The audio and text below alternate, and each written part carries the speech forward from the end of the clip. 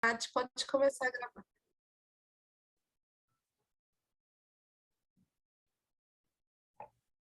Já coloquei para gravar na nuvem. Obrigada.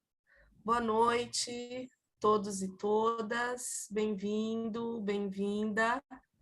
Mais um minicurso, mais uma atividade online, gratuita e com certificado do Programa de Estudos Pós-Graduados em Literatura e Crítica Literária da PUC São Paulo.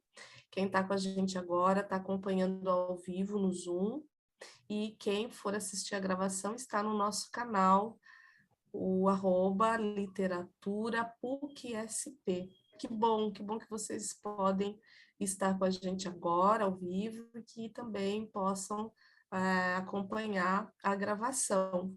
Eu sou a professora Beth Cardoso, sou professora do programa, pesquisadora do programa, e também pesquisadora líder do grupo de pesquisa em literatura de ancestralidade negra, aqui da PUC São Paulo, um grupo novíssimo, tem um ano aí de atividade.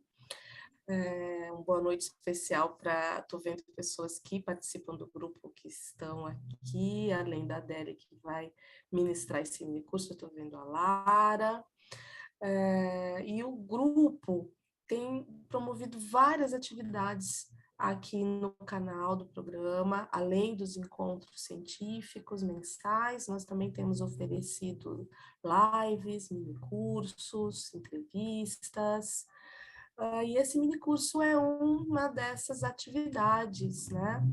Eu convidei a Adele, deixa eu pegar a Adele direitinho aqui, a apresentação que a gente elaborou.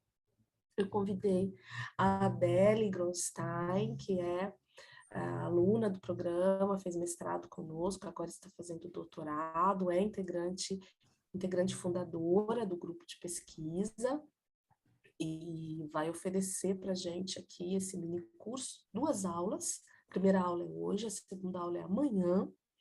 Um mini curso intitulado A Poesia Negro-Brasileira de Cuti. O objetivo do curso é apresentar e analisar a poesia do escritor, ensaísta, escritor, artista, Luiz da Silva, conhecido como Cuti, né? O pseudônimo do Luiz da Silva é Cuti, né? A gente conhece como Cuti. Fala Luiz da Silva, a gente nem sabe quem é, né, Adele? Abordaremos a obra teórica e poética, além de investigar as principais temáticas, sempre em diálogo com as formas adotadas pelo autor, por meio de estudo de seus poemas e de sua trajetória literária e crítica. As aulas visam ressaltar a importância de Cuti para a literatura e a crítica literária brasileira e sua contribuição com a luta antirracista no Brasil. Eu gosto muito desse acento que a Adele vai dar no curso, das ideias que o Cuti tem como ensaísta, como estudioso, como pensador da literatura brasileira. Ele tem muito a contribuir com essas questões. E a Adele, como eu iniciei na apresentação, ela também nasceu aqui na cidade de São Paulo, cursou bacharelado em licenciatura e letras na USP, na FEFELESH. Lá ela fez habilitação português e linguística, fez o mestrado conosco, está também elaborando o doutorado aqui no programa. É membro fundadora do nosso grupo de pesquisa, Literaturas e Ancestralidades Negras, leciona na educação básica da rede particular de ensino, além de atuar como professora voluntária em cursos pré-vestibular populares da capital paulista. Adele, muito obrigada pela sua generosidade em contribuir, compartilhar os resultados parciais da sua pesquisa de doutorado. Esse mini curso está muito atrelado, está muito próximo das suas reflexões para o doutorado. Isso é muito bom para o pesquisador, não é? Porque você consegue testar aqui algumas ideias, consegue manusear já alguns resultados, mas é melhor ainda para quem assiste, para quem aprende, não é? Para quem pode acompanhar esse procedimento que é tão rico, que é a construção de um doutorado. Muito obrigada. Um ótimo curso para você, um ótimo curso para todos que estão acompanhando, e um agradecimento especial para a Natanaela, minha orientanda de mestrado, que está no apoio aqui no backstage para que esse curso seja realizado. Um ótimo curso para todos. Adélia, a palavra é sua. Boa noite a todos. Obrigada, professora. Eu que te agradeço por estar aqui, pelo convite para esse mini curso. Agradeço também a Natanaela, que está no suporte técnico, não só hoje, porque ela está sempre muito disponível para nos ajudar, e a todos que estão aqui também, os que eu conheço e os que não conheço. Bom, eu vou compartilhar uma apresentação de slides com vocês, para a gente começar. Está aparecendo para mim uma mensagem dizendo que eu não estou habilitada para compartilhar a tela. Mas eu, pelo que sei, eu não estou mais como host. Não. Deixei de ser anfitriã. Já te faço. Olha aí. Agora sim. Deu, né? Ótimo. Agora deu. Obrigada.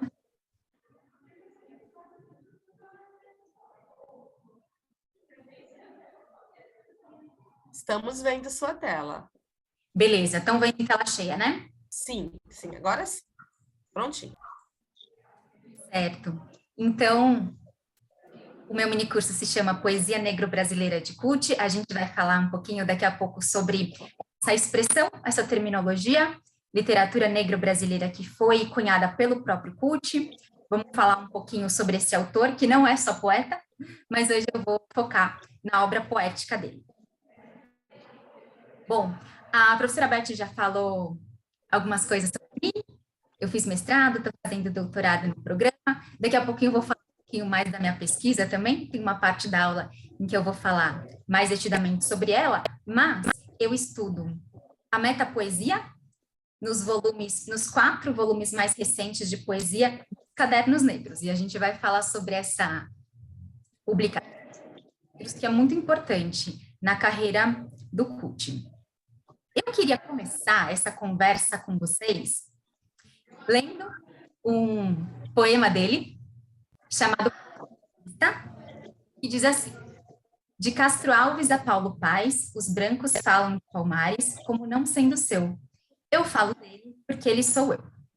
Nesse poema, o CUT fala de autores brancos, dá exemplo de 2 autores brancos que falaram na literatura sobre questões ligadas à população negra e ao racismo, mas o CUT deixa bem claro desde o título desse poema que ele também fala desses assuntos, só que de um ponto de vista diferente, o ponto de vista do autor negro. E eu fiz esse poema para começar a minha conversa com vocês, porque eu ia falar sobre ser uma pesquisadora branca falando sobre literatura negra.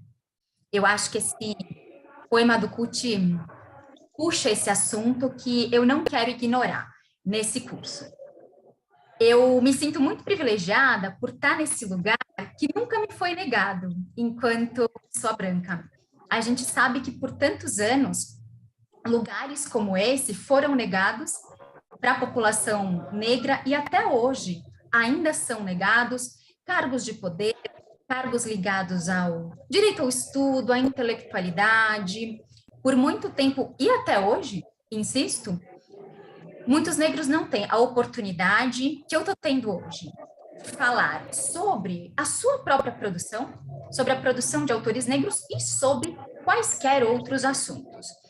E mesmo com o passar do tempo, conforme a população negra aos poucos consegue conquistar com muito esforço esses lugares, ainda assim eles não são tirados da população branca, e é por isso que eu estou aqui, né? Eu continuo tendo esse lugar e essa oportunidade de falar sobre uma produção negra com vocês.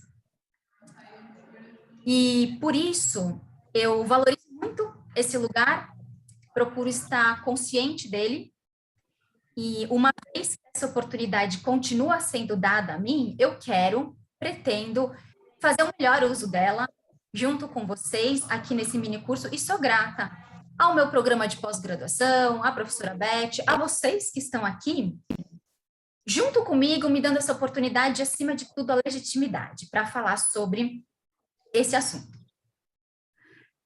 Agora eu queria ir para questões iniciais e de ordem prática, que eu sei que estão na cabeça de todo mundo. Essa observação, eu queria falar que a gente vai ter uma lista de presença para vocês assinarem, que vai passar ao final desse mini curso, lá perto das 9 horas. Vou pedir para vocês preencherem, para receberem o certificado depois, que vai chegar por e-mail. E eu queria dizer para vocês ficarem muito à vontade para me fazerem perguntas ou fazerem comentários sobre os poemas que eu mostrar aqui. Fiquem muito à vontade para fazer isso no chat, em qualquer momento. E, em alguns momentos, eu vou fazer algumas pausas também. E se vocês quiserem, podem ligar a câmera, podem ligar o microfone para a gente conversar, porque a minha ideia é dar um mini curso bastante dialogado, com a participação de vocês. Acrescentem também as suas reflexões, as minhas, que esse diálogo vai ser muito produtivo para mim também. Bom, deixa eu apresentar um pouquinho como eu pensei esse mini curso para vocês. Eu dividi os tópicos que a gente vai abordar com base num critério temático. Então, eu vou começar falando um pouco do Kut, da vida dele, da carreira dele como escritor, um pouquinho da crítica literária que ele faz e sobre a obra dele. Eu vou dedicar a maior parte do mini curso à análise dos seus poemas. Eu não dividi a análise dos poemas por livros publicados. Eu fiz uma divisão temática, dividi esses poemas e a organização do curso por temas que eu considero muito importantes e muito recorrentes na obra do Kut. E esses poemas vão ser tirados de diversos livros dele, principalmente o Kizomba de Vento e Nuvem, o Negrumos Líricos e o Negroesia, que é uma antologia de poemas que estão presentes em vários livros do Kut e também em várias edições dos Cadernos Negros em que ele publicou. Bom, queria começar a falar sobre o nosso assunto a partir de uma espécie de epígrafe que eu pensei para esse curso, que é um trecho de uma música dessa cantora, que vocês estão vendo aí, a Bia Ferreira, é uma musicista brasileira, e na canção Deixa Que Eu Conto, ela diz: vou falando ponto a ponto, depois desse encontro, eu não aceito mais desculpa que você não sabia. E eu acho essa ideia muito importante. Nós não temos mais desculpa. Nós não temos mais desculpa porque a gente tem muita informação, e a informação nos dá muita responsabilidade. E é claro que aqui eu estou falando sobre a luta antirracista, uma temática das mais importantes na poesia do Kut, e uma temática que está na obra dessa cantora, a Bia Ferreira também, de modo muito intenso, muito evidente, muito recorrente.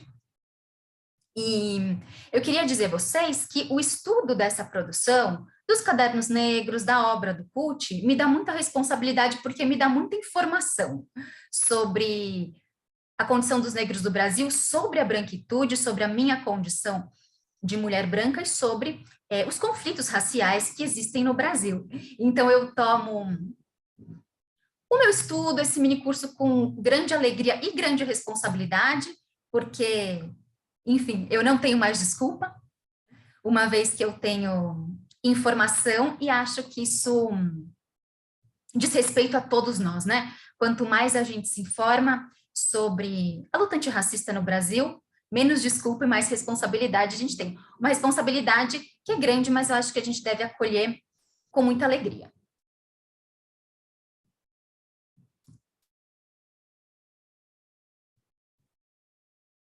Bom,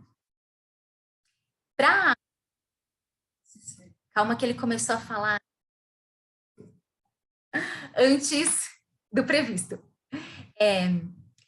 Para começar a nossa conversa, eu queria que o próprio Kut apresentasse a vocês um poema dele chamado Persistência. Queria que vocês vissem a figura do Kut e ouvissem a voz dele, a interpretação dele, a leitura dele desse poema que está transcrito aqui no slide.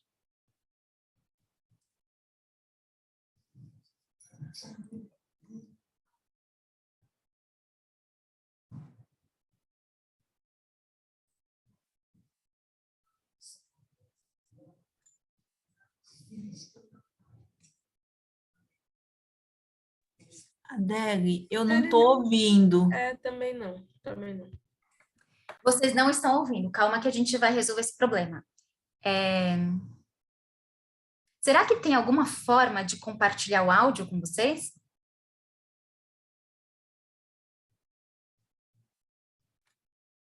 Bom, sobre isso eu não sei, a não ser que, por exemplo, sobre esse vídeo, ao invés de ser no slide, normalmente quando eu fazia isso e eu compartilhava direto do YouTube, eu lembro que ia, mas agora do slide eu não sei.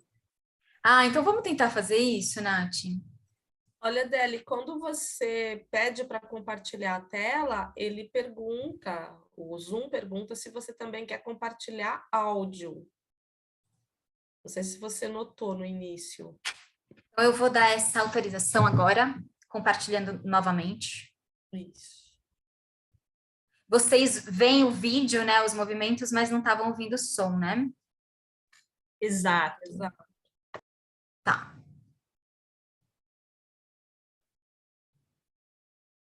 Ah, acho que agora vai, achei a autorização aqui.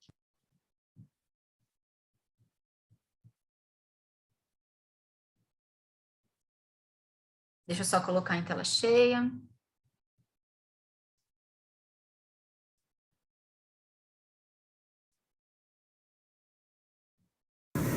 Persistência. Pode ter barulho a pampa, supimpa, o poema sobe e desce a rampa, na mais fina estampa de metáfora em metáfora, espontâneo dança. Pode ter ruído a beça, sem pressa, o poema nasce e nada impede que ele cresça na praça de um coração rebelde. Pode ter rancor e mágoa. No meio dessa estrada, o poema passa pelos vãos da pedra que só ele enxerga e alarga. Pode não dar pé. O poema nada sobre as vagas de angústias que cegam, depois mergulha e devolve a luz aos olhos inundados de treva. Entre as algas, pode o entendimento dar em nada. Sem condão, sem fada, o poema cicatriza a própria chaga, de onde a semente brota sonho intenso de desejos com asas. Pode qualquer poder decretar o fim da linguagem negra que persiste impressa no lado oposto da farsa. O poema esgarça norma, decreto, lei e teoria de supremacia de raça, de povo escolhido ou qualquer outra desgraça. Meu nome é Kut. O meu registro é Luiz Silva. Eu publico desde 1978, trabalho com poesia, trabalho também com teatro, contos e ensaios. Agora ouviram, né? Sim. Legal. Bom, esse poema trata de um tema muito recorrente na obra poética do Kut. A gente até vai falar um pouco mais desse tema mais para frente, que é a metalinguagem. Um dos temas presentes nesse poema. Vocês notaram que ele fala sobre a poesia, né? Sobre o poder do poema. E aqui a gente vê uma imagem de poema como subversão. Uma obra que exerce a sua função, que persiste apesar de inúmeras dificuldades, desafios, empecilhos. Tanto que ele fala, pode ter rancor e mágoa, pode não dar pé, o poema nada sobre as vagas, de angústias que cegam. Pode o entendimento dar em nada, pode qualquer poder decretar o fim da linguagem negra que persiste impressa no lado oposto da farsa. Então, a gente tem vários elementos que indicam desafios, limites impostos a esse poema, a essa dicção, e são limites que a poesia vai superando, que ela vai subvertendo. E no final, o poema esgarça norma, decreto, lei e teoria de supremacia de raça, o povo escolhido ou qualquer outro, de povo escolhido ou qualquer outra desgraça.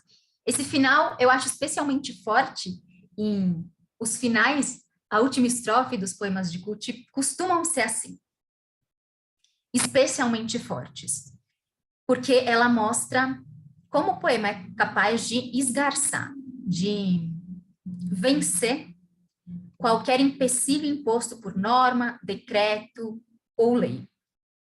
E eu queria que vocês observassem a beleza das imagens desse poema, a ideia de o poema nada se não der pé, as imagens da lei, né? Das leis, normas, decretos, que impõem dificuldades para essa manifestação artística. E queria que vocês notassem a sonoridade muito expressiva também, que vai estar presente em todos os poemas que a gente analisar, e por isso achei especialmente importante vocês ouvirem esse poema saindo da boca do Kut, porque eu gosto bastante da interpretação dele, e eu acho que a sonoridade expressiva fica especialmente evidente quando a gente ouve em voz alta e, de preferência, recitado pelo próprio poeta.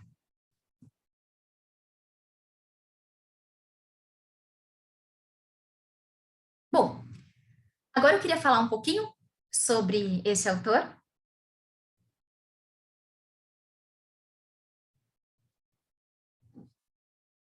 O Kut é poeta, ficcionista, dramaturgo, ensaísta, então ele tem uma obra muito diversa, além de escrever poesias. Ele tem muitos contos publicados, algumas peças de teatro, e tem uma obra crítica também muito vasta.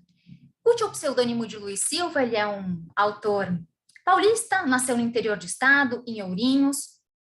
Aí eu trouxe algumas informações sobre a formação dele. O Kut é um pesquisador, além de autor, um pesquisador de literaturas, autores negros também. E eu queria chamar atenção para a importância dos Cadernos Negros na sua carreira, essa publicação que teve início em 1978. O Kut é um dos fundadores do Quilomboje, que é o grupo que publica os Cadernos Negros já há 44 anos. E queria chamar a atenção para a resistência dessa publicação, né? Eu sou um pouco suspeita para falar dos Cadernos Negros, porque esse é o corpus do meu estudo, do meu doutorado, e acho que cabe falar dessa publicação aqui, dada a importância dela na carreira do Kut. Ele fundou esse grupo, o Quilomboje, responsável pela publicação dos Cadernos Negros até hoje, e há 44 anos, e eu acho que isso é digno de nota, né? Uma informação que não pode passar batida, porque se hoje autores negros ainda encontram dificuldade para publicar, muitos ainda publicam de forma independente ou precisam bancar as suas publicações, imaginem como era há 44 anos atrás, em São Paulo. E chama muita atenção o fato dessa publicação ter 44 anos ininterruptos, né? Como ela é resistente. Hoje, quem está à frente do Quilomboje são dois escritores e militantes de movimentos negros, a Esmeralda Ribeiro e o Márcio Barbosa. E é importante notar que o Kut publica nos Cadernos Negros até hoje, mesmo sendo o escritor consagrado que ele continua publicando, E os cadernos negros que intercalam publicação de contos e poesia a cada ano traz mais autores, homens e mulheres de todas as regiões do Brasil. E nos cadernos negros já publicaram autores hoje consagrados, como Conceição Evaristo, Miriam Alves, Solano Trindade, Oswaldo de Camargo, mas é muito legal a gente ver também como todo ano tem jovens autores estreando nos cadernos negros.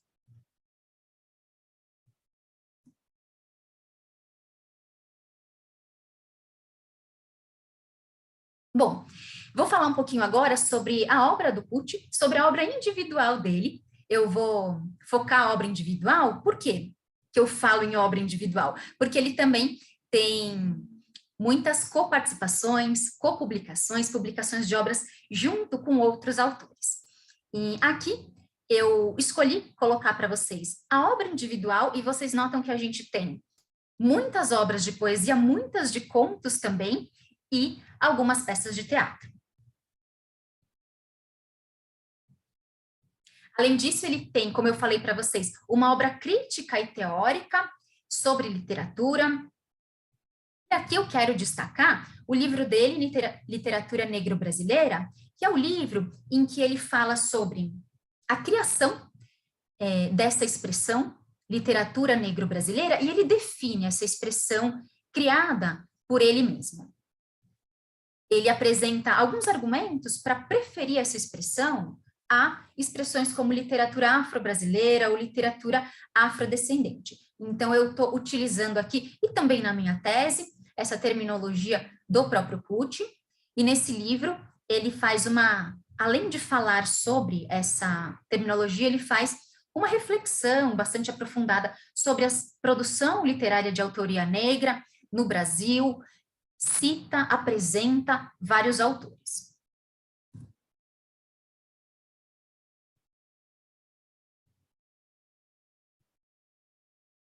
E eu queria destacar um trecho desse livro, ler junto com vocês. Bom, além de falar sobre a expressão literatura negro-brasileira e sobre produções de autoria negra no Brasil, ele contextualiza historicamente o racismo no Brasil. Então, ele não separa, né, a discussão sobre racismo e a discussão sobre a literatura produzida por pessoas negras. Eu queria ler um trechinho desse livro publicado em 2010, em que ele diz assim: a luta entre escravizados e escravizadores mudou sua roupagem no biombo do século XIX para o século XX, mas prossegue com suas escaramuças, porque a ideologia de hierarquia de raças continua. Com a democracia jurídica, o esforço para alterar as mentalidades encontrou grande apoio, porém as noções cristalizadas de superioridade racial mantêm-se renitentes, e os argumentos de exclusão racista persistem para impedir a partilha do poder em um país étnica e racialmente plural. E a literatura é poder, poder de convencimento, de alimentar imaginário, fonte inspiradora do pensamento e da ação. Eu queria destacar aqui como o Pucci une esses dois assuntos, essas duas discussões numa só. E são discussões que não podem ser separadas mesmo. Quando ele diz a literatura é poder, poder de convencimento, de alimentar o imaginário, ele está chamando a atenção para, dentre outras coisas, o poder da literatura na luta antirracista. E como as duas coisas na sua obra andam juntas, como a gente vai ver com mais detalhe ao longo desse minicurso. E quero destacar outros trechos da crítica dele, da reflexão dele também. Certa mordaça em torno da questão racial brasileira vem sendo rasgada por sucessivas gerações, mas sua fibra é forte, tecida nas instâncias do poder, e a literatura é um de seus fios que mais oferece resistência, pois quando vibra, ainda entoa loas as ilusões de hierarquias congênitas para continuar alimentando com seu veneno o imaginário coletivo de todos os que dela se alimentam, direta ou indiretamente. A literatura, pois, precisa de forte antídoto contra o racismo nela entranhado. Mais uma vez, ele fala sobre o poder da literatura na luta antirracista e nos alerta para um cuidado que devemos ter, né? Tanto na literatura que se produz, quanto na literatura que a gente estuda. Ele diz que a literatura é um antídoto contra o racismo que pode estar entranhado dentro dela mesma. A literatura tem também uma função de denunciar esse racismo. A produção literária de negros e brancos, abordando as questões inerentes às relações interraciais, tem vieses diferentes por conta da subjetividade que a sustenta. Em outras palavras, pelo lugar socioideológico de onde esses produzem. Essa ideia é muito importante, como a gente viu lá no primeiro poema, o ponto de vista, né? A ideia importante da subjetividade, ou de subjetividades negras colocadas nesses poemas. Então, eles sempre vão ter um ponto de vista diferente de um autor negro, de um autor branco, falando sobre a condição de negro, seja num poema, seja numa narrativa, por meio de personagens negros. E aqui eu me corrigi, né? Eu falei subjetividades negras, colocando no plural, porque eu tenho essa preocupação. Acho importante a gente colocar palavras como essas sempre no plural, subjetividades negras, assim como religiosidades de matriz africana, feminismos negros, para evidenciar que não existe uma única visão de mundo negra, um único ponto de vista, uma única subjetividade negra. Não, existe pluralidade dentro da população negra e essa pluralidade está presente na sua literatura. Os sentimentos mais profundos vividos pelos indivíduos negros são o aporte para a verossimilhança da literatura negro-brasileira. O sujeito étnico negro do discurso enraiza-se geralmente no arsenal de memória do escritor negro. E a memória nos oferece não apenas cenas do passado, mas formas de pensar e sentir, além de experiências emocionais. Aqui eu acho que o Kut detalha um pouco mais essa ideia das subjetividades negras, né? Existe uma memória ali que é muito particular e que a gente vai ver na literatura produzida por ele e por outros autores negros também.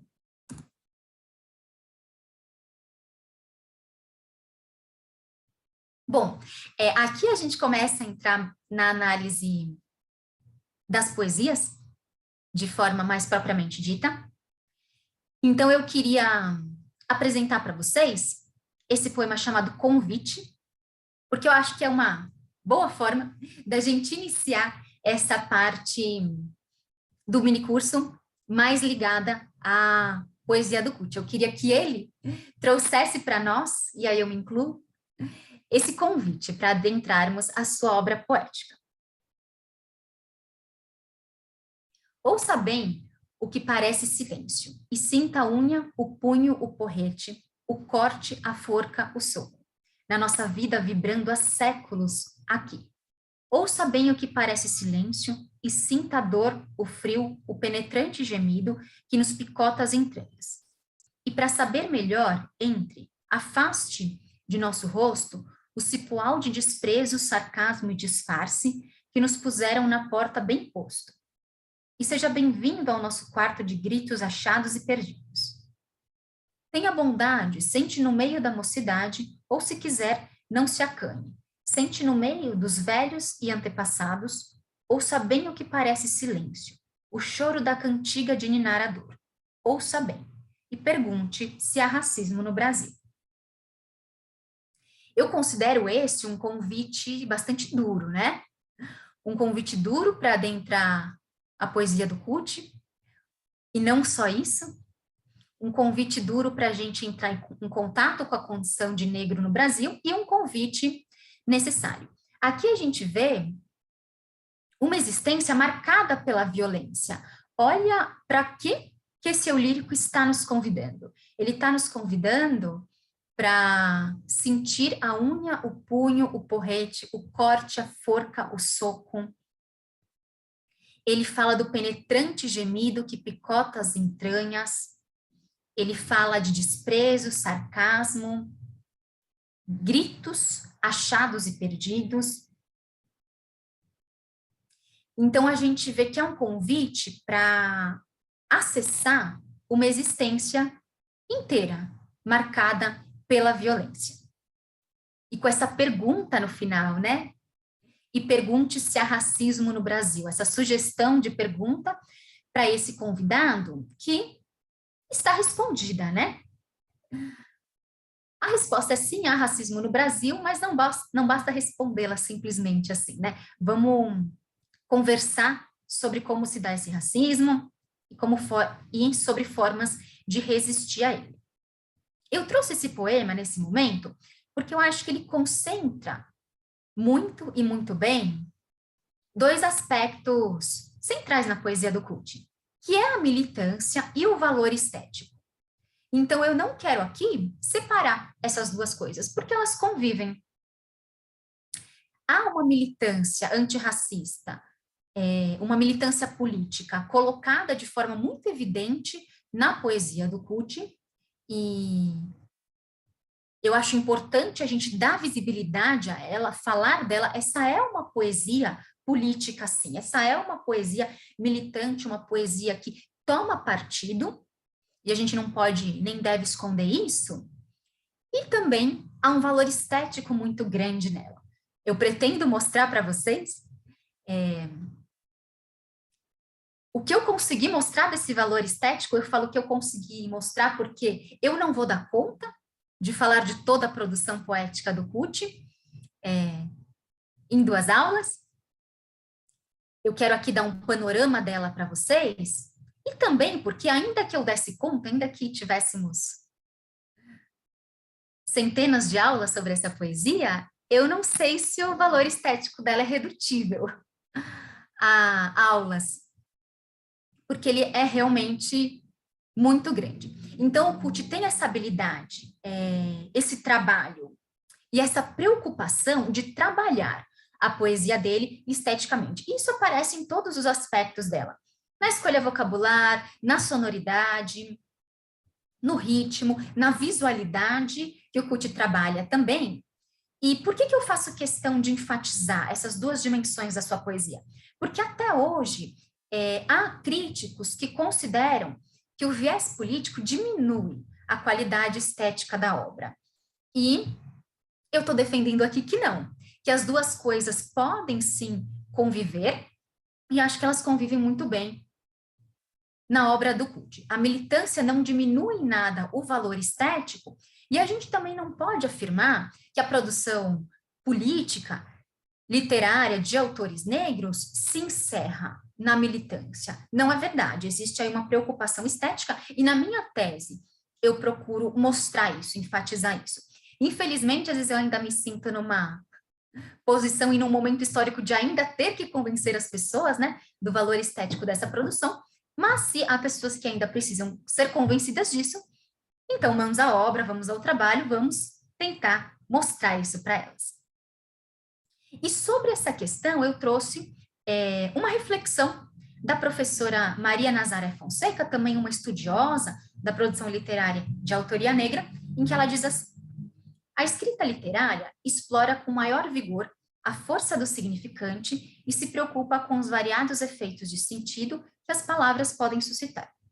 Mas o questionamento das estratégias que a sociedade brasileira elabora para fortalecer, ainda que através de subterfúgios, as facetas do racismo e do preconceito percorrem seus textos, muitas vezes procurando não abafar o excelente trabalho com a linguagem que o escritor privilegia. Bom, aqui a professora Maria Nazaré Fonseca fala da força do significante, do trabalho literário e também da presença de temas mais políticos, de temas ligados à militância antirracista.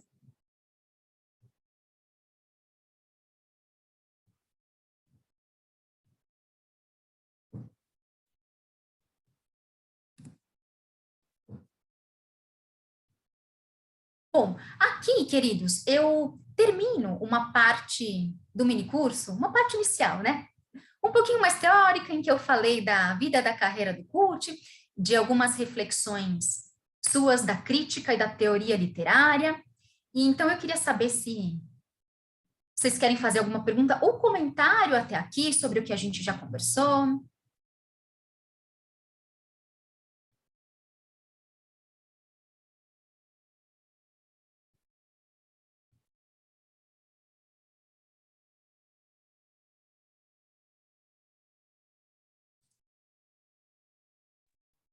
Adele, Oi, você me ouve? ouço. Eu escrevi no chat que o Lorca e o Brecht eram poetas, eles eram militantes, eles faziam poesia com política, com qualidade, mas a diferença é que eles eram brancos. Então, o racismo estrutural se impõe nesse momento, creio eu. Lu, eu não tô te vendo porque eu tô com a minha tela aqui compartilhada, mas eu te reconheci pela voz, hein? Não, eu não compartilhei o vídeo, desculpa. Não, não precisa. Mesmo assim, eu não tô vendo a tela, né, do Zoom que mostra quem que tá com o microfone ligado, mas eu te reconheci pela voz. Ah, tá. Uma ajuda técnica aqui. Vocês ainda estão vendo a minha tela? Ah, ainda estão vendo, né? Agora que eu parei o compartilhamento para poder ver a carinha da Lu. Isso mesmo, Lu. Obrigada pela sua lembrança, né? De autores como você falou, Lorca e o Brecht, né? Uhum. Que foram militantes, né? E colocaram política nas suas obras também, mas parece que o valor estético delas nunca foi negado, né? Por haver bem uma dimensão política e como você falou, né? São autores brancos. Não, e cabe uma pergunta. Até que ponto a literatura, as obras literárias não são políticas? Mesmo que não tenham como viés principal. Entende? Claro. Então, tem uma postura política subjacente nas obras literárias. Assim eu enxergo, talvez eu esteja enganada. E eu também vejo assim, Lu, tem uma postura política em tudo, né? Nenhuma manifestação artística, cultural, ou na nossa vida cotidiana, é uma manifestação ingênua politicamente, né? Ideologicamente. Sim. Por mais que pareçam. Bom, era só isso que eu queria dizer. Vou silenciar. Obrigada pela sua contribuição, Lu. E nesse sentido, Beijo. diz que todo ser é um ser político, né? Porque emitindo a sua visão de mundo de forma mais ou menos evidente, tudo é político. Tanto que uma escolha na literatura ou fora dela por não falar sobre racismo, não falar sobre essa questão tão presente na literatura brasileira, não deixa de ser uma postura política, né? Se negar a falar sobre isso, entre aqueles que se negam deliberadamente, é uma postura política. E o Kut também reconhece isso, né? Está ciente disso e não vai esconder, né, essa visão na sua obra. Eu vou voltar a compartilhar aqui com vocês.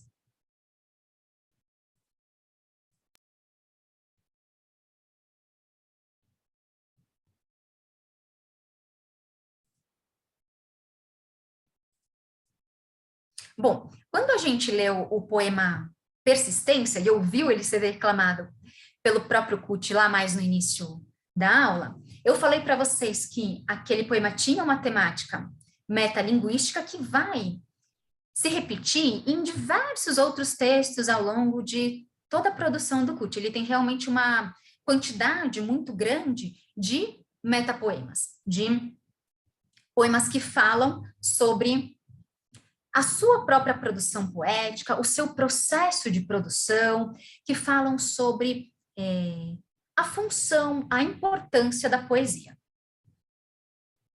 E esse é o tema mais específico da minha tese, falando um pouquinho dela agora, porque eu estudo a metapoesia, nos 4 volumes mais recentes dos Cadernos Negros, estudo a produção de diversos autores, o Kut é um deles. E na minha tese, eu parto de uma hipótese, que é a hipótese do Helder Gomes, segundo a qual a metalinguagem teria uma função que não se encerra só no código que aborda o próprio código, no texto literário que fala sobre si próprio. Não, ela vai além disso. Falar sobre a própria produção seria, segundo ele, uma forma de apresentar uma nova estética, de definir essa estética. E quando a gente se apresenta e se define, a gente está se autoafirmando, de certa forma. E por isso que esse autor, o Helder Gomes, fala que é muito comum a gente encontrar obras metalinguísticas, seja na poesia, seja na prosa, nas narrativas, na ficção, nas produções mais periféricas, nas produções de, enfim, línguas mais periféricas, ou de autores periféricos que não são considerados canônicos, que não conseguem entrar no cânone. E a observação da recorrência de metapoemas nessa produção mais periférica, menos estudada, menos privilegiada, não é aleatória. Ela não é à toa. Não é por acaso. Ela está a serviço de uma autoafirmação desses autores e da sua condição, seja qual for, de negros, de indígenas, de pessoas de um mundo considerado, né, mais subdesenvolvido. E é uma tentativa de esses autores definirem, apresentarem a sua estética para o público e, assim, dessa forma, se autoafirmarem. E eu noto a recorrência de metapoemas nas poesias dos Cadernos Negros e procuro testar lá essa hipótese. Eu vejo que toda forma de um autor negro falar sobre a sua própria escrita é uma forma de se apresentar, se definir, se afirmar enquanto autor negro, e toda forma de fazer isso é também uma maneira de combater o racismo. Enfim, é com isso que eu trabalho, com essa ideia que eu estou trabalhando no meu doutorado, eu estou no 3º semestre. E com o Kut não é diferente, ele também vai falar muito sobre a própria poesia. Então eu queria mostrar um exemplo de metapoema dele, que é esse texto chamado Trabalho. No seio desta cela se faz a saída, mesmo quando exausta, a palavra ameaça um blues suicida. A página, suas pedras e grades, o peito e seu fundo de ferramentas possíveis, angústia e medo desfeitos a cada gesto, ninguém mais de rastro a vomitar os clássicos engolidos à força. Nossa resistência de escavar o estigma, solidão, brancura, até minar o sonho e a lágrima, imensidão e rima, entre tudo e nada, e à tona vir o sol dádiva da negrura. Bom, aqui eu noto uma ideia de palavra como um elemento vivo, né? A palavra que ameaça. E a palavra também como sofrimento e enfrentamento. No meio desta cela se faz a saída mesmo quando exausta. Então, a ideia de prisão, de exaustão estão aí. A ideia do suicídio, a palavra ameaça, um blues suicida. A ideia de ameaça. A página, suas pedras e grades, o peito e seu fundo de ferramentas possíveis. A ideia da grade, da prisão, aparecendo aí de novo. Angústia, medo. Então, parece que a palavra está ligada ao sofrimento e vem também enfrentar esse sofrimento. Eu gosto dessa referência aqui, a vomitar os clássicos engolidos à força, que também é uma manifestação de resistência, né? De colocar para fora aquilo que foi engolido à força, aquilo que foi engolido contra a própria vontade. E é claro que a questão racial está colocada aqui também. nossa resistência de escavar o estigma, solidão, brancura, até minar o sonho, a lágrima, imensidão e rima, entre tudo e nada, e à tona vir o sol dádiva da negrura. Essa referência à negrura, embora apareça como última palavra do poema, é central. A questão racial aqui é central. E a ideia da imensidão, da rima, ou seja, a questão racial está colocada aqui, mas a questão estética também. E eu queria chamar a atenção de vocês para um neologismo usado aqui na primeira estrofe, o blues suicida.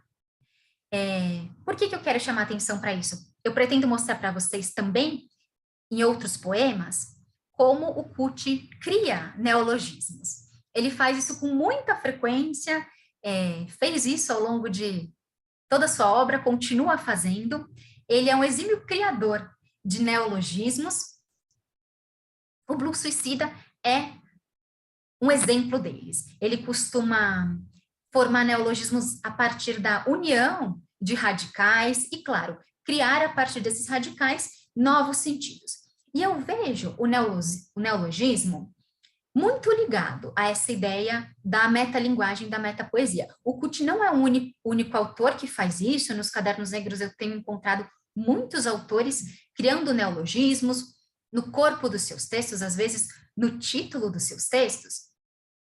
E o neologismo me indica que existem conceitos sobre os quais esses autores querem falar que a língua portuguesa não dá conta. Ela não tem palavras para expressar esses conceitos. Então, cabe a esses autores criar novas palavras. É claro que com raízes da língua portuguesa, para que os neologismos sejam compreensíveis por nós, mas eles precisam criar novas palavras para conseguir expressar o que eles pretendem expressar, uma vez que as palavras já dicionarizadas da língua parecem não estar dando conta. Então, eu quero chamar a atenção disso, da recorrência dos neologismos aqui, porque eu vejo o neologismo também como uma postura política, não como apenas uma firula estética, longe disso, mas como uma necessidade.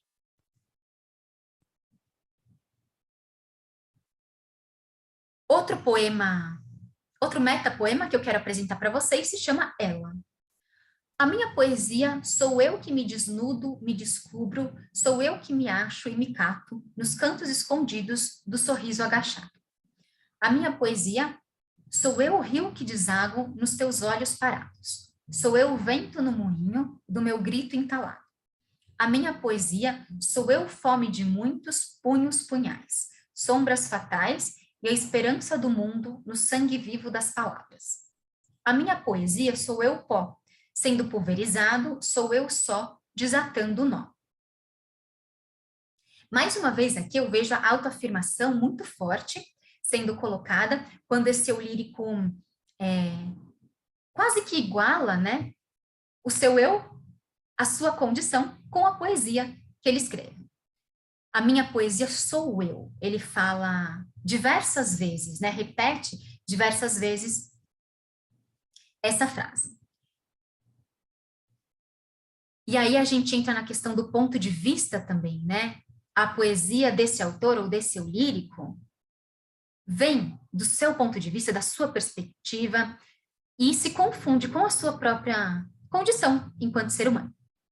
Aqui a gente vê também a violência colocada, a ideia dos punhos, dos punhais, da fome, e a poesia como uma estratégia de enfrentamento dessa violência. A minha poesia sou eu o rio que desago nos teus olhos parados, sou eu o vento no moinho do meu grito entalado. A minha poesia sou eu fome de muitos punhos, punhais, sombras fatais e a esperança do mundo. E eu vejo aqui também a ideia de poesia como salvação. Na última estrofe, ela diz assim: a minha poesia sou eu pó sendo pulverizado, sou eu só desatando o nó. A imagem do nó sendo desatado é muito bonita e expressiva, né? A poesia como o elemento capaz de enfrentar, combater a violência e de desatar nós, de salvar quem precisa ser salvo desses nós e dessa violência. Deixa eu só fazer uma observação quanto a essa expressão que está aqui entre hífens, eu fome de muitos, que eu também considero um neologismo, uma vez que o CUT, não aleatoriamente, intencionalmente, une essas palavras por meio de hífens, né? Transformando essas palavras num único conceito.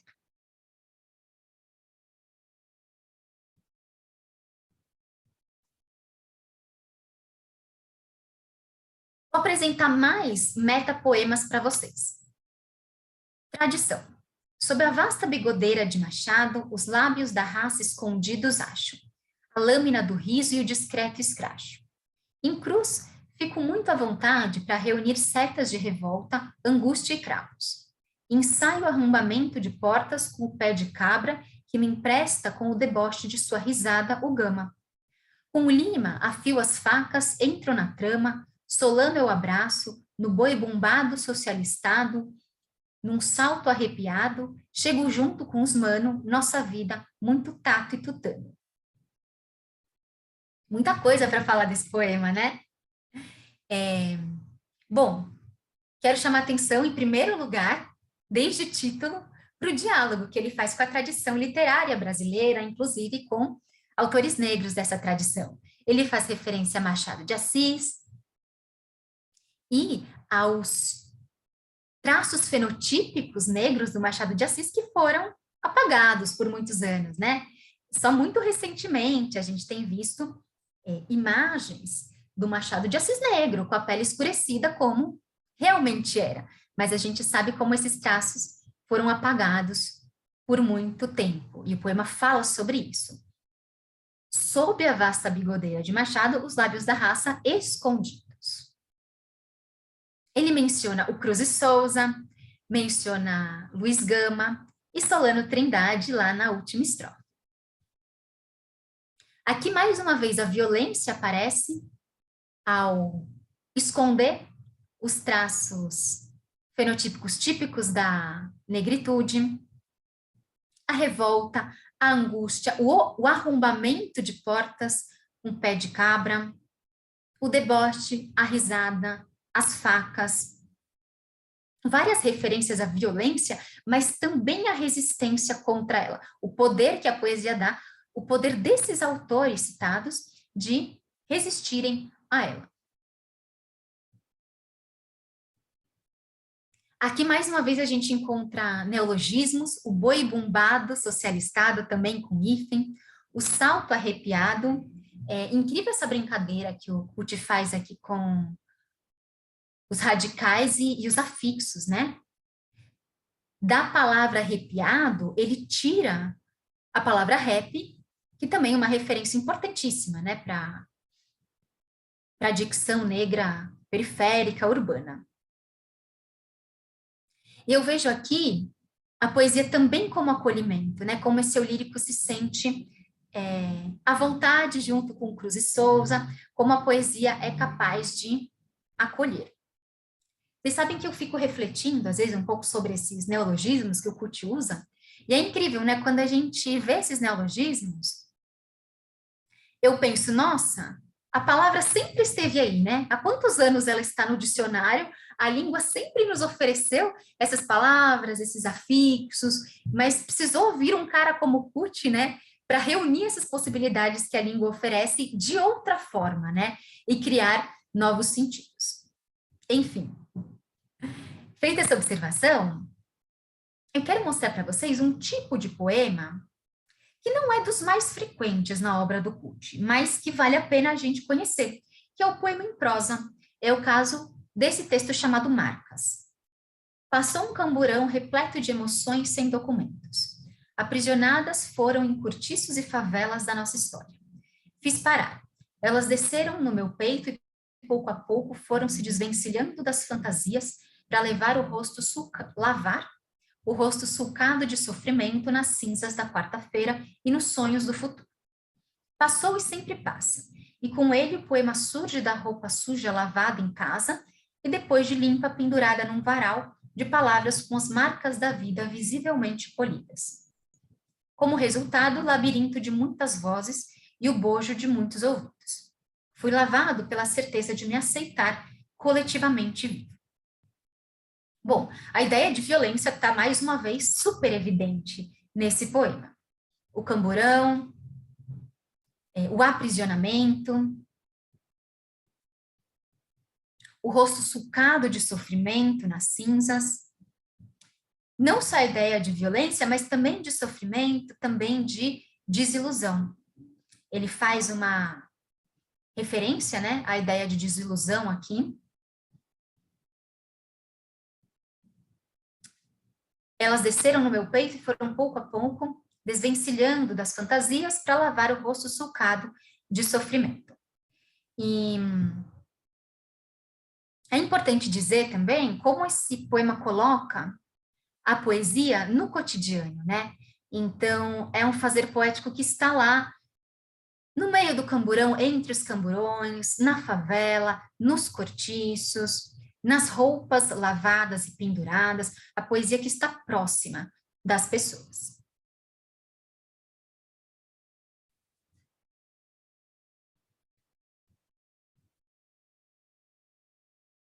Bom, agora eu quero mostrar para vocês um exemplo de paródia. Existem outras paródias na poesia do Kut, outras obras poéticas de autores consagrados que ele parodia, há paródias de músicas também, de autores brancos, e eu gosto muito dessa paródia que ele fez do poema famosíssimo, do soneto famosíssimo do Olavo Bilac, chamado Via Láctea. Ora direis ouvir estrelas, certo perdeste o senso, e eu vos direi, no entanto, que para ouvi-las, muita vez desperto e abro as janelas pálido de espanto. E conversamos toda a noite, enquanto a Via Láctea, como um palho aberto, cintila. E ao vir do sol, saudoso em pranto, indas procuro pelo céu deserto. Direis agora, tresloucado amigo, que conversas com elas? Que sentido tem o que dizem quando estão contigo? E eu vos direi, amai para entendê-las, pois só quem ama pode ter ouvido capaz de ouvir e de entender estrelas. Agora vamos para a paródia do Kut. Ela se chama Para Ouvir e Entender Estrela. Se o Papai Noel não trouxer boneca preta neste Natal, meta-lhe o pé no saco. E é mesmo um chute essa poesia, né? De tão curta e intensa que ela é. Ela nos chega com um impacto muito grande, né? Então, a paródia é uma forma de metalinguagem, né? É um texto comentando o outro, então é um texto falando sobre o próprio não, né? O processo de escrita dele mesmo ou de outro texto, e uma forma específica de metalinguagem e de intertextualidade também. Bom, o que dizer sobre esse soneto super consagrado do Olavo Bilac? É um soneto que fala sobre a experiência do apaixonamento. Existe aqui um eu lírico completamente apaixonado, e essa condição de apaixonado o faz conversar com estrelas, né? O faz ter essa capacidade ou esse interesse de ficar lá na sua janela olhando para o céu à noite, conversando com as estrelas. Uma imagem que eu considero muito bonita, né? Do ser apaixonado, do ser que não pensa em outra coisa a não ser no alvo da sua paixão. E esse ser até se passa por louco, né? Por tresloucado. Quem não está apaixonado, que nunca viveu essa experiência, não entende esse estado, né, do indivíduo apaixonado. E esse eu lírico se justifica, né, se explica. Olha, só vai me entender quem já passou por essa experiência. Só quem ama é capaz de ouvir e entender estrelas. Agora, eu vou dialogar um pouquinho com o que a Luciana falou, que é a postura política, que está em todo lugar, em todo mundo, a todo tempo, né? Então, mesmo quando um autor escolhe falar de amor, isso não deixa de ser uma postura política. E aqui eu não estou ajuizando essa postura política, tá? Não estou dizendo que falar de amor ou de sentimentos na literatura é errado ou é pior, ou que tem menos mérito o autor que aborda esses temas.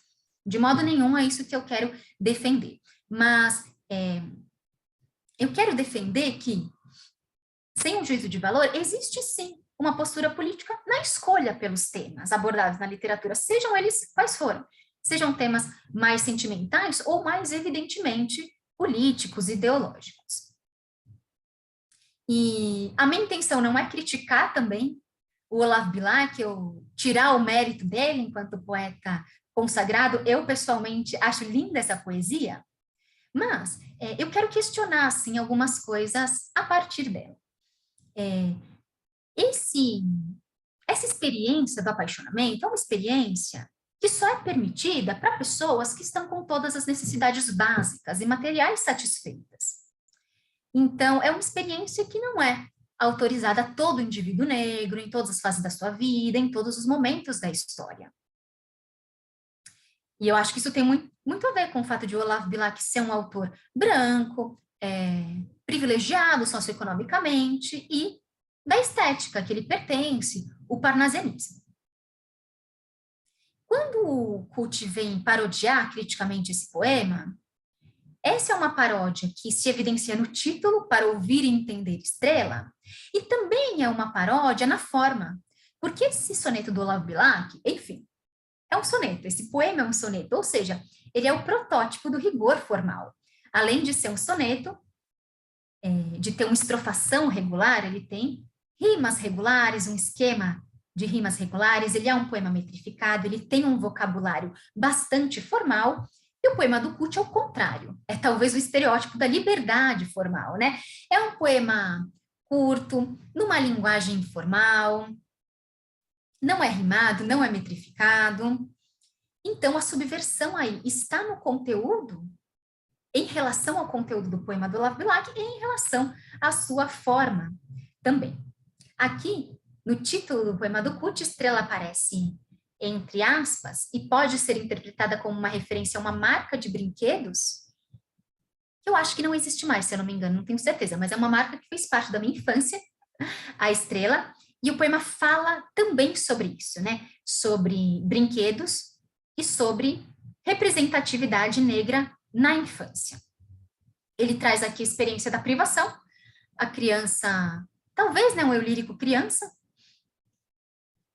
provavelmente, que quer ter um tipo de boneca que não se vende, que não está disponível, que a gente não encontra, ou muito raramente encontra. E essa criança quer uma boneca negra. Então, a questão da representatividade está evidente aí. E esse eu lírico tem uma reação bastante incisiva, né? Uma reação bastante incisiva contra o Papai Noel, contra essa figura normalmente querida pelas crianças, né? A reação dela é, se Papai Noel não trouxer esse brinquedo desejado, meta-lhe o pé no saco. E aí a ambiguidade da palavra saco é muito expressiva também. Essa criança pretende reagir dessa forma intensa, impactante, incisiva contra o Papai Noel, se não ganhar esse presente. E é uma reação completamente diferente, até oposta da reação do eu lírico do Olavo Bilac, né? Que reage à experiência da paixão com muito romantismo. Bom, queridos, aqui a gente já falou sobre dois temas interligados, né? Muito importantes para a poesia do Kut, a metalinguagem e a paródia. Eu queria saber se vocês têm algum comentário ou pergunta para fazer.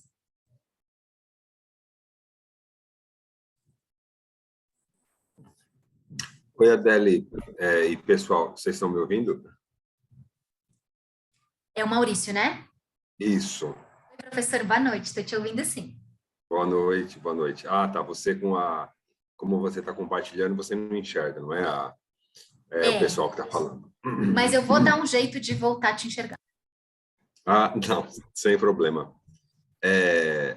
Eu queria só dar boa noite a todos, dizer que eu peço desculpas por ter entrado um pouco mais tarde, já tinha avisado a Beth, a gente está em conjunto participando aqui do seu minicurso, e eu estou substituindo a Beth nesse momento, que ela teve que sair, porque ela não podia ficar até o fim, e eu tive que entrar mais tarde, porque eu não podia entrar no começo. Mas é um prazer te ouvir aqui, eu já entrei um pouquinho antes da metade, então já ouvi bastante a sua exposição, e estou também participando como uma espécie de mediador aqui, tá bom? Te ajudando nessa questão das perguntas que estão sendo colocadas no chat aqui nosso. Eu, pessoalmente, tenho várias perguntas, mas eu quero dar prioridade e convidar todos que estão aqui assistindo a fazer as suas perguntas. E nós temos aqui uma pergunta, Adélia, que é a seguinte: o poema Ponto de Vista, em que livro que ele está? Essa é uma pergunta. E a outra é uma observação sobre esse último poema que você leu aqui e analisou. A pergunta, eu não consegui localizar de quem é, mas a observação é da Glória. A Glória diz assim: o Natal, já que o poema falava de Natal, que é considerado o mês da estrela. Então, é uma contribuição aí com a sua análise também. E essa pergunta sobre o poema Ponto de Vista, em que livro que ele está? Bom, obrigada, Glória, por essa referência, né? Mais um sentido para a palavra estrela nesse poema.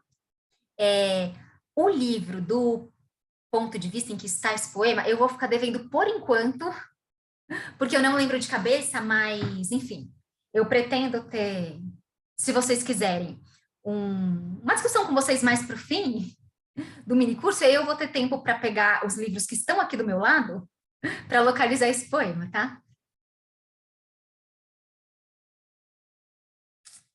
Então, podemos continuar? Sim, acho que sim. Beleza. Deixa eu compartilhar os slides aqui de novo. E obrigada, professor Maurício, por ter entrado aqui, por estar me ajudando com a mediação. Imagina, é um prazer.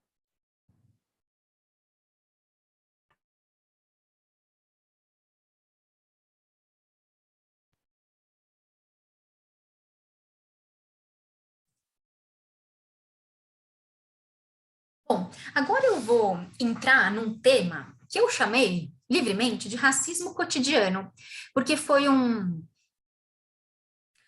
tema que me chamou a atenção na produção do CUT pela recorrência, pela relevância e como que eu defino, né, essa expressão que eu criei para nomear essa temática. Eu pretendo falar agora de poemas que tratam do racismo em manifestações muito cotidianas, como, por exemplo, dentro do ônibus. É diferente de falar de um racismo em termos mais históricos ou mais abstratos. E por isso que eu acho que esse tipo de poema é especialmente doloroso e necessário para a branquitude, né? Porque é o momento em que a gente percebe os nossos próprios racismos cotidianos.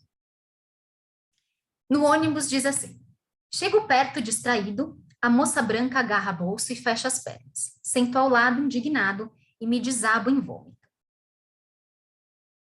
Bem forte, né? E difícil comentar esse poema, porque é uma situação mais cotidiana impossível. E claro que o CUT vem aqui denunciar, né? Esse racismo cotidiano. Quero apresentar para vocês também o poema Essa Gente, que diz assim: quando me viram a cara, não me cumprimentam, chegam e saem sem me dizer palavra, no trânsito me dão fechada, ou se arriscam para me passar à frente, ou mesmo na fila sem rodas, atrás ficam descontentes. Quanto expressam entre dentes que não sou inteligente para ler tantos livros ou escrever palavras que se vão impressas. Quando torcem o nariz imaginando meu cheiro mal deles e comentam maravilhas de seus lisos cabelos e musas pálidas. Reparo que tudo é fachada de uma gente fechada, engasgada com os fatos, que seus atos são medos e desapontamentos com o nada, que tanto inventam de serem raça. O céu de minha bandeira querem seja reflexo de seus olhos, idem as minhas matas transpirando segredos. Ao fim do dia, entro, afrouxo a gravata, ligo a luz do aconchego e rio muito, enquanto retiro espadas, facas, agulhas e alfinetes da memória antiga e recente, cada vez mais resiliente. Esse poema, Essa Gente, também fala de manifestações cotidianas de racismo e, acima de tudo, como elas são percebidas pelo eu lírico negro e como elas impactam o seu cotidiano. No poema No Ônibus, a reação desse eu lírico é vomitar, é colocar para fora, né, essa indignação, essa náusea. E no poema Essa Gente, a sua reação é bastante diferente. Esse é o lírico ao chegar em casa no final do dia, ao chegar no lugar aconchegante, ligar a luz e ficar à vontade, afrouxar a gravata, ele ri. A sua reação é dar risada. Mas essa risada é, de certa forma, relativizada, né? Esse eu lírico não está tomando essas manifestações de racismo que ele sofreu ao longo do dia exatamente com humor, com leveza ou ignorando, né, essas manifestações, como quem não liga para elas. Pelo contrário, ao chegar em casa, depois de sofrer esses racismos, ele está completamente ferido, né? De facas, espadas, agulhas e alfinetes que ficaram no seu corpo. E essa imagem é muito bonita, né? Da ofensa do racismo como armas que foram para casa, que foram sendo colecionadas ao longo do dia e foram para casa, junto com esse eu lírico que, apesar disso, se torna ou permanece resiliente, que não se deixa, que é sim atingido por essas manifestações de racismo, mas não se deixa abater, né? Segue a sua resistência.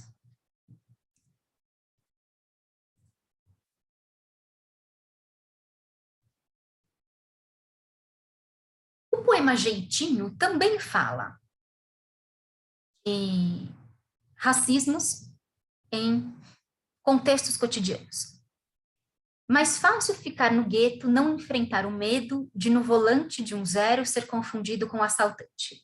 Mais fácil não sair do gueto sem ter de afrontar a milícia de olhares hostis a te questionar. O que fazes aqui? Mais fácil vociferar contra os ricos do que ir disputar a riqueza. Mais fácil exalar a favela, a quebrada, do que ir morar onde moram os estudiosos do negro, dos pobres, que lhes passam a mão na cabeça, como fazem com seus bichinhos de estimação. Mais fácil ficar agrupado no gueto do que encarar a solidão e outras feras em meio à selva de concreto e ferro do pensamento eurocêntrico. É mais fácil pensar que estudo é lavagem cerebral, do que peitar a banca e seu rancor vingativo considerado normal. Mais fácil espichar o cabelo para se parecer com a patroa, gente da novela e dos comerciais de shampoo, do que usar o seu crespo e ser visto a olho nu. É mais fácil pensar que, de fato, tudo vai muito bem como almejado, uma vida pacata. É mais fácil, mas acorrenta, tortura, sempre a dor reata e aos poucos mata. Mais uma vez, aqui, esse eu lírico vai enunciando situações em que há racismo, em que ocorre racismo. Então, quando o indivíduo negro está dirigindo um bom carro e é confundido com um assaltante, quando ele frequenta espaços em que as pessoas espaços que as pessoas não consideram que ele pode frequentar, em que ele é visto com estranhamento, espaços em que os negros disputam a riqueza, bairros onde, como diz o lírico aqui, moram os estudiosos do negro e não o negro na maioria das vezes.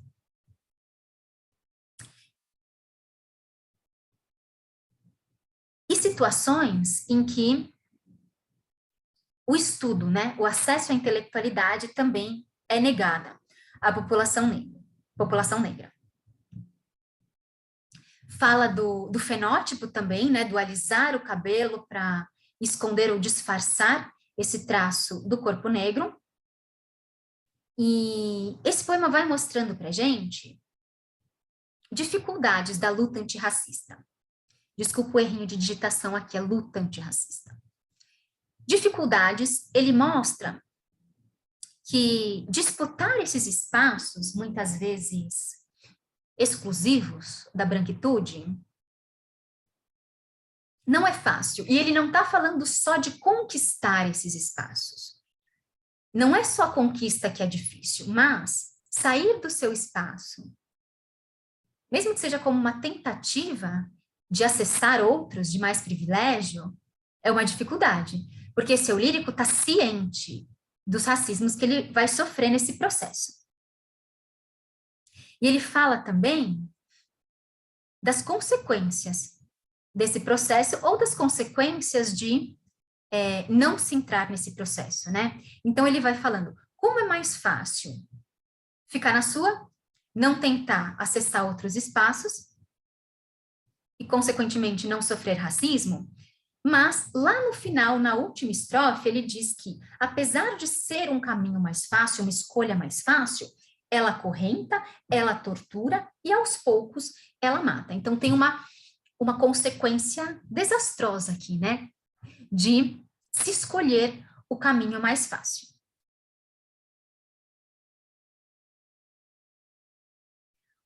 O poema Alteridade também fala sobre cotidiano, quando ele diz assim: não me faz a cabeça ferro quente, alisante, amaciante, relaxante.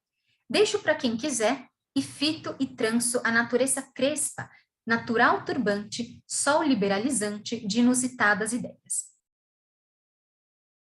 Bom, esse poema fala, a princípio, né, numa primeira leitura, da questão do cabelo, como um traço fenotípico da negritude. O jeitinho também fala do cabelo, né? É mais fácil espichar o cabelo para se parecer com a patroa. Então, ele fala aqui dos elementos alisantes do cabelo, né? O relaxante, o amaciante, o ferro quente. Mas aqui no final, quando ele menciona o sol liberalizante de inusitadas ideias, ele faz uma brincadeira com o que está dentro e o que está fora do corpo negro, né? Então, esse gesto de não alisar o cabelo, de assumir o corpo negro como ele é naturalmente, de assumir o seu fenótipo, não é só uma manifestação estética, né, do corpo. Não é só isso. Ela tem um significado muito mais profundo que isso, que está nas ideias, que está na cabeça também, mas no sentido mais metafórico, está nas ideias. Escolher assumir o seu fenótipo é, como a gente vinha dizendo, né, com a Luciana, é um ato político. É um ato que reflete ideias, uma ideologia.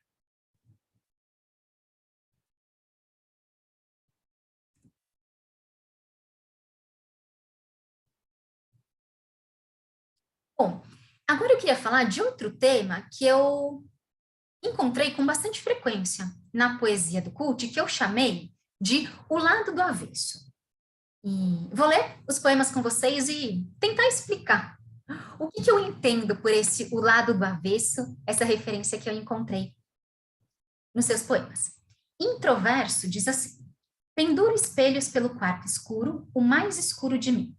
Faísco os olhos para ver meus rostos que eu escondi, e neles contemplar a pretidão do reverso de mim. E já vou ler o poema seguinte, depois vou comentar os dois. Crisol é um poema que eu coloquei nessa temática, O Lado do Avesso, porque eu quero destacar o que ele traz aqui de avesso, mas é um poema que também faz parte da produção erótica do Cult, uma produção da qual eu vou falar na aula de amanhã. Crisol. Os porcos espinho nascem do avesso, só assim não perfuram o útero de suas mães. Espinhos só por fora ferem, no dentro a mucosa é macia, sedosa e apta às secreções da ternura. Um dia, aprendendo a viver momentos de avesso, passam a se encostar sem medo da ameaça pontiaguda dos segredos. É no avesso que o mar e o céu se adentram, e o fim se iguala ao começo. Porco-espinho só se dá pelo avesso. Inverte o gesto, deixa aceso o lábio espesso, sem pejo e sabe. No coração, inicia o verdadeiro beijo. Então, esses poemas estão falando de uma pretidão, para usar a palavra lá do introverso, uma pretidão, uma negritude interna, que não está só na pele. E aí a gente tem que pensar o que significa isso, né? Essa pretidão interna. O eu lírico de introverso diz: pendura espelhos pelo quarto escuro. Faísco os olhos para ver meus rostos que escondi e neles contemplar a pretidão do reverso de mim. Parece que esse eu lírico precisa estar no escuro para ver o que há no seu reverso, o que há dentro dele. E o título já anuncia essa ideia, né, do introverso, do lado de dentro. A princípio, essa ideia parece bastante contraditória, né? Porque para que espelhos num quarto se não há luz? Se o quarto está escuro, o que esse espelho vai refletir? Mas esse eu lírico se explica. Ele precisa desse escuro para olhar para dentro de si. Parece que é quando não se pode mais olhar para fora, ou não se pode mais enxergar nada do lado de fora, que ele se volta para si mesmo. O crisol, como eu falei para vocês, faz parte dessa produção erótica, que a gente também pode chamar de afetiva, né? Que trata dos relacionamentos afetivos do Cult. E o que eu quero destacar aqui? A imagem do porco-espinho, né? Que imagem linda! E o aproveitamento que o Cult faz do porco-espinho. O porco-espinho, como animal, é também um representante da repulsa, né? Do risco. Ele é um animal que encarna a repulsa, o perigo. Por quê? Porque a pele dele fura. No mínimo, na melhor das hipóteses, pinica, perfura, pode ferir quem toca o porco-espinho, quem encosta nele. Então, é um animal que, coitado, já carrega, pelo menos para os humanos, né, esse estigma da repulsa, do risco, né, um animal de quem a gente tem que se manter distante para não se machucar. Mas o poema vem falar aqui do avesso do porco-espinho, né, o do seu lado de dentro. O seu lado de dentro, que é feito de mucosa, macia, sedosa, apta às secreções da ternura. Olha como esse eu lírico vai recheando o porco-espinho de adjetivos positivos, agradáveis, desejados. Um dia, aprendendo a viver momentos de avesso, passam a se encostar sem medo da ameaça pontiaguda dos segredos. Parece que tem um par lá de porcos-espinhos que aprendem a se aproximar sem que um represente um perigo para o outro, né? Um perigo de ferimento, de machucado. É no avesso que o mar e o céu se adentram e o fim se iguala ao começo. Porco-espinho só se dá pelo avesso. Inverte o gesto, deixa aceso o lábio espesso, sem pejo e sabe no coração inicia o verdadeiro beijo. Aí a gente tem uma imagem muito bonita do encontro amoroso, né? Iniciado pelo beijo, e o beijo é o acesso ao corpo do outro, e mais do que isso, o acesso ao lado de dentro, né? Uma parte do lado de dentro do corpo do outro. E eu acho bonitos esses versos também, porco-espinho só se dá pelo avesso. Parece que tem alguma coisa no avesso, no reverso, no lado de dentro, que não existe fora, que só se tem acesso adentrando, né? Esse eu lírico ou esse porco-espinho. Parece que aqui a gente tem a ideia de que a essência só se vê do lado de dentro.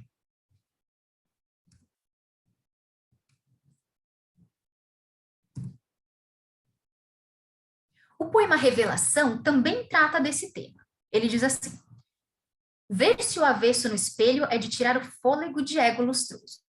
Quando não é visto em seu habitat secreto, o avesso é duro em toda esquina de beco, qualquer reluzir de futuro agride, violenta, assalta, impondo seu porte, pondo você em apuros com risco de morte. É de tirar o fôlego, mas é melhor ver o próprio avesso no espelho. Sinistro, no espelho sinistro, do que em nós construímos do outro. Avesso mais leve que a brisa, usa armadura de aço, porta arma pesada, tem pontaria precisa, mesmo sem fôlego, é melhor ver entre relâmpagos o próprio avesso antes que alvoreça e ele recrudesça. A ideia do avesso e do espelho sendo repetida aqui, né? E aqui tem uma ideia que estava também no poema Jeitinho, né? Que é aquela ideia de ver-se o avesso no espelho é difícil, é de tirar o fôlego, negar essa condição, não se olhar no espelho, assim como o Jeitinho falava, né? Não acessar os espaços de privilégio, não tentar aceitar, é mais fácil. Mas, e aí ele coloca lá no fim do poema, né? É mais fácil, mas é melhor ver. É de tirar o fôlego, mas é melhor ver o próprio avesso. Mesmo sem fôlego, é melhor ver entre relâmpagos o próprio avesso. É um de tirar o fôlego, mas que é preferível, né? Que vale a pena. E eu gosto desse final. É melhor ver entre relâmpagos o próprio avesso antes que alvoreça e ele recrudesça. E o alvoreça a gente pode interpretar como antes que o dia clareie, né? E torne mais difícil o olhar para dentro de si, mas é uma palavra que vem de alvo também, né? De branco, de embranquecer. É melhor ver entre relâmpagos o próprio avesso antes que alvoreça e ele recrudesça, né? E antes que fique mais difícil de acessar o próprio avesso. Aqui a gente vê a dificuldade, mas também a necessidade de enfrentar o lado de dentro. E é como se o corpo e a pele, e o avesso do corpo e da pele fossem elementos definidores do indivíduo. E aqui, esse eu lírico não está dizendo que aquilo que está do lado de fora, aquilo que está somente no corpo, não é importante. É evidente que é. É evidente que a negrura da pele é importante, os traços fenotípicos são importantes e são definidores do ser. Mesmo porque,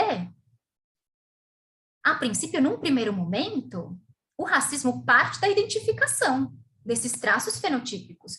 E, claro, de tudo que eles representam, né? O racismo não para na cor da pele, mas é que essa cor representa um conjunto de imagens, estigmas, estereótipos negativos na sociedade brasileira. Então, é claro que o lado de fora importa, mas esses poemas vêm mostrar para a gente que o que está dentro, aquilo que é da ordem do íntimo e da essência, também importam, também são definidores do indivíduo. E é incrível a gente notar como essa ideia da essência que está no avesso não está só no Cult. Ela aparece em obras de outros autores negros também, a começar pelo título desse romance premiado, O Avesso da Pele, do Jefferson Tenório, que ganhou o Prêmio Jabuti de 2021 na categoria romance. Eu trouxe aqui a frase mais famosa desse romance, né, que ficou muito famosa, que é quando o pai do narrador e protagonista, por meio das palavras desse narrador, diz pra gente: é necessário preservar o avesso, você me disse, preservar aquilo que ninguém vê, porque não demora muito e a cor da pele atravessa nosso corpo e determina nosso modo de estar no mundo. Então, eu trouxe aqui um trecho, né, de um romance, de um outro autor, para mostrar como essa ideia não está só no Cult, como ela parece ser relevante em outras obras, em outros autores eulíricos e narradores negros também. E esse personagem, um personagem que diz isso, deixa muito claro que é necessário preservar a necessidade, né, de enfrentar o próprio avesso. É necessário enfrentar e preservar o avesso, porque lá reside uma certa essência, e também porque não demora muito, a cor da pele, ou seja, aquilo que está do lado de fora, vai determinar nosso modo de estar no mundo. Então, são dois elementos definidores. O que está do lado de fora, o que está do lado de dentro. Se o que está do lado de fora vai determinar o racismo que uma pessoa vai sofrer, é necessário, então, que ela preserve também o que está do lado de dentro. Queridos, faltam 15 minutos para dar o nosso horário, e eu queria dedicar esse tempo, se for do desejo de vocês, para a gente bater um papo, se vocês tiverem perguntas, comentários a fazer, e eu quero deixar mais alguns temas da poética do Kut que eu separei para a gente conversar amanhã.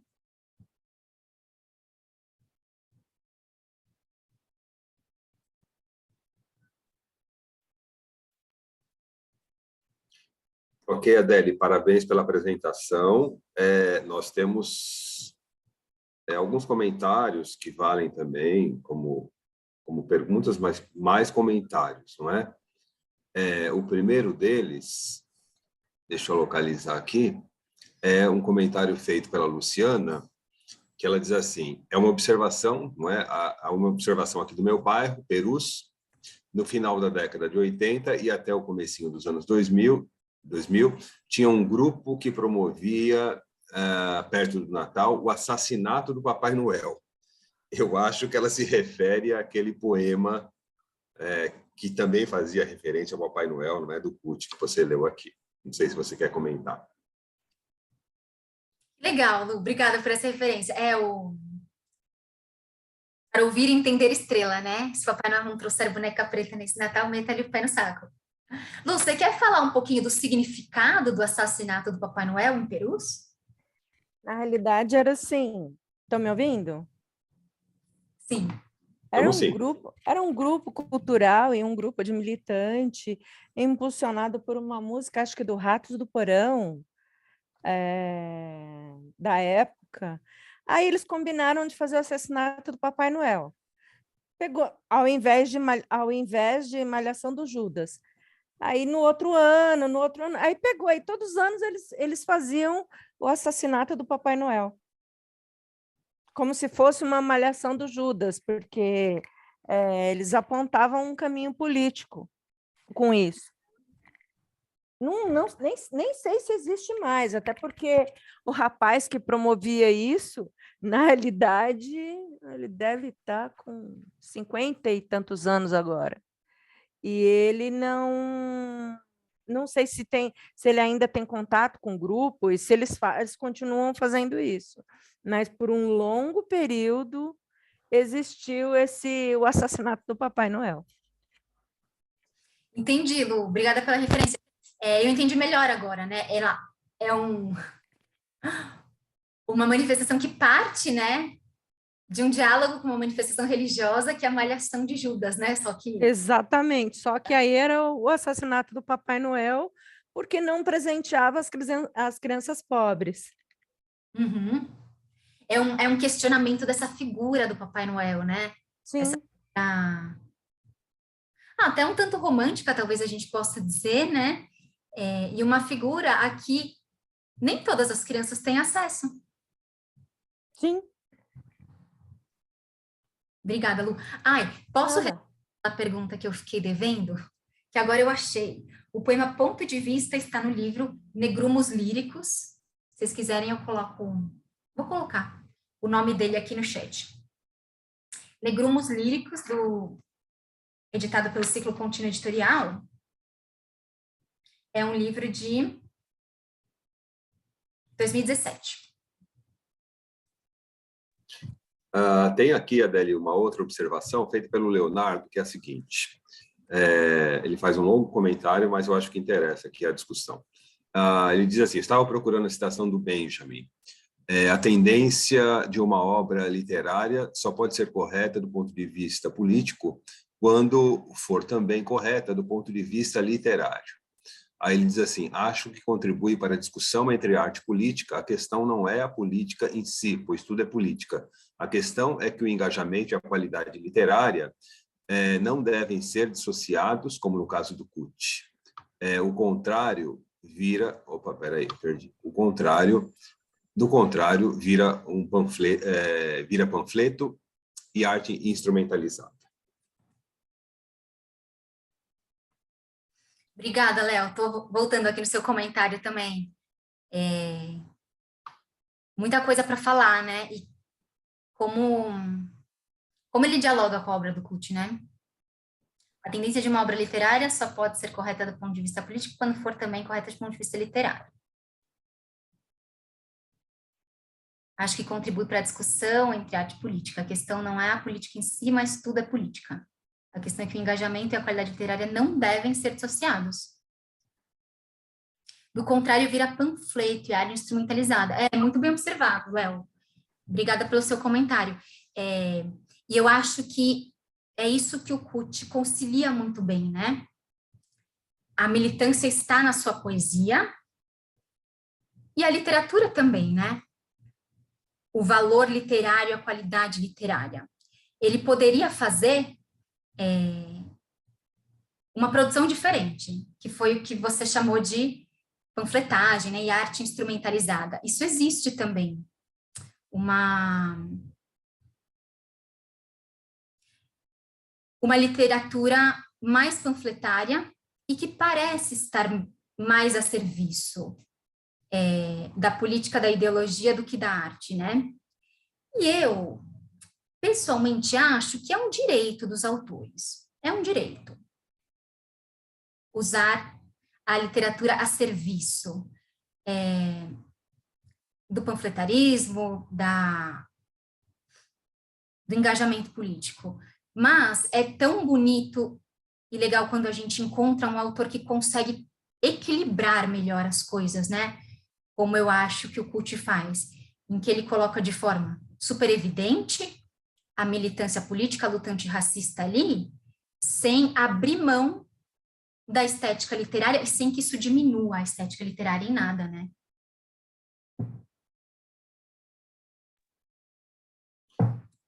Tem muitos elogios aqui, viu, Adele? O Everton, a Sara, elogiando a sua apresentação. Eu queria aproveitar... Você está me ouvindo? Estão me ouvindo bem? Estou. Eu queria aproveitar e também fazer uma pergunta. Gostei muito da apresentação, como eu já disse, parabéns pelas leituras que você faz dos poemas, que são poemas, às vezes, um tanto herméticos, não é? Você precisa ter aí uma boa relação, uma boa proximidade com o poema, e eu acho que você faz leituras muito interessantes dos poemas do Kut. Eu queria fazer uma pergunta para você. O Kut, a gente sabe, não é? Ele é um escritor militante, não é? E eu vejo a militância dele, eu queria ver como é que você vê isso. Mas também pela questão identitária, a militância do negro, não é? Bom, a gente sabe, ele tem aquele livro teórico sobre a literatura negro-brasileira, que ele faz questão de chamar negro brasileiro e não afro-brasileiro ou qualquer outra coisa semelhante, não é? Ele está muito ligado aos cadernos negros, então veja aí que a questão do negro, da referência, é muito importante. E, na sua poesia, a questão da identidade negra é muito presente, não é? Por traços fenotípicos, enfim, por toda uma ideologia. Ele me lembra muito Solano Trindade, que na década de 60 ficou famoso por escrever aquele poema Sou Negro, não é?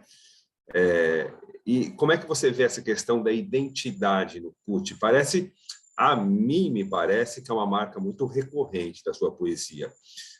Existe o aspecto erótico, como você disse, paródico, metalinguístico, metaficcional, mas me parece que a identidade negra é uma das referências fundamentais da sua poesia. Se você puder comentar. Sim, professor. E eu acho que com essa pergunta você vai me fazer dar spoilers da aula de amanhã. Porque eu vou falar mais da questão da identidade na aula de amanhã, mas vou falar agora também. Sim, a identidade negra está muito marcada lá. Eu não vou dizer em todos os poemas, mas vou dizer na maioria. A condição negra do eu lírico está colocada de forma mais ou menos evidente. E de diversas formas, né? Às vezes ele se afirma negro, a questão do fenótipo, como a gente viu, do cabelo, da pele e outros traços do corpo também estão colocadas ali. estão colocadas de várias formas, né? Os traços do corpo negro como aquilo que os faz sofrer racismo, mas também como um elemento de orgulho, um elemento que deve ser exaltado e assumido. Um pouco que a gente viu naqueles poemas que tratavam, né, da questão do cabelo de não ser alisado, né? Então, a identidade está colocada no corpo e não só no corpo. Ela está colocada na produção metalinguística dele, né? Porque ele vem falar de uma dicção especificamente negra. De uma dicção específica, particularmente negra, né? Tanto que nos seus poemas linguísticos, a condição do eu lírico está sempre colocada, a condição de negro, né? Como uma condição que interfere na sua produção, que influencia a sua escrita. Você mencionou na sua pergunta a produção erótica dele, sobre a qual eu vou falar amanhã, e é muito bonito ver em alguns desses poemas a condição de negro colocada também, como marcadora de um erotismo específico, né? De uma sexualidade específica. E amanhã eu vou mostrar também alguns poemas que falam dessa identidade de diversas formas. Há poemas em que ele fala do apagamento da identidade, e claro, sempre no sentido de criticar esse apagamento, em que ele fala de até negros que, por determinados motivos, interesses, apagam a sua identidade não só no corpo, mas também no seu comportamento, e fala também de parte da população branca que, por interesses, muitas vezes acaba também promovendo uma indefinição da cor, da pele e da raça, né? Sabe quando a pessoa está a serviço daquele discurso, mas negro, branco, é tudo igual, e também existe o pardo, e não dá para a gente definir direito o que é cada coisa. Existem interesses por trás desse discurso, né? E esse discurso o CUT vem criticar também. Perfeito. Bom, nós não temos mais perguntas no nosso chat, mas também já estamos, não é, no horário exato.